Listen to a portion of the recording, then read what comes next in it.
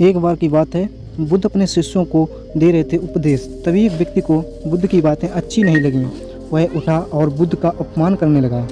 बुरी बातें बार बार याद करने से हमारी परेशानियां बढ़ती हैं, मन अशांत होता है। इसलिए दुख देने वाली बातों को भूलकर आगे बढ़ना चाहिए। इस संबंध में गौतम बुद्ध का एक प्रसंग प्रचलित है।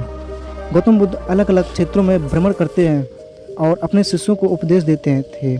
एक गांव में वे उपदेश दे रहे थे। बुद्ध ने कहा कि क्रोध ऐसी अग्नि है जिसमें क्रोध करने वाला खुद ही जल जाता है और दूसरों को भी जलाता है। बुद्ध को प्रवचन सुनने के लिए बड़ी संख्या में लोग वहां बैठे थे। उन लोगों में बहुत गुस्से वाला एक व्यक्ति भी बैठा था।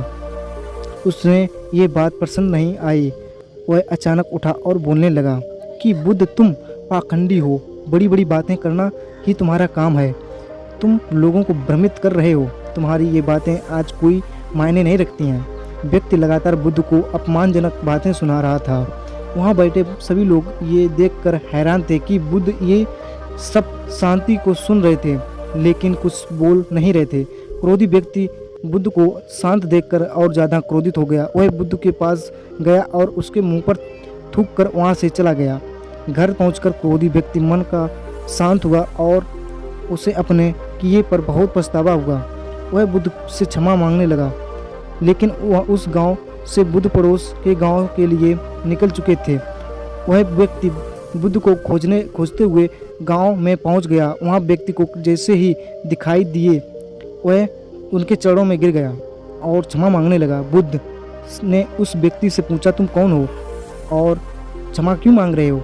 उस व्यक्ति ने कहा, क्या आप भूल गए मैंने कल आपको साथ बुरा व्यवहार किया था, आप अपमान किया था?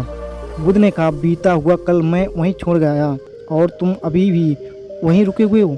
तुम्हें गाली पर पछतावा है, तुम्हें पश्चाताप कर लिया है, अब तुम निष्पाप हो गए हो। बुरी बातें याद करते रहने से हमारा आज बर्बाद हो जाता है। इस आदत की वजह से भविष्य भी बिगड़ जाता है। इसलिए बीते हुए कल की बातों को भूलकर आगे बढ़ना चाहिए। धन्यवाद।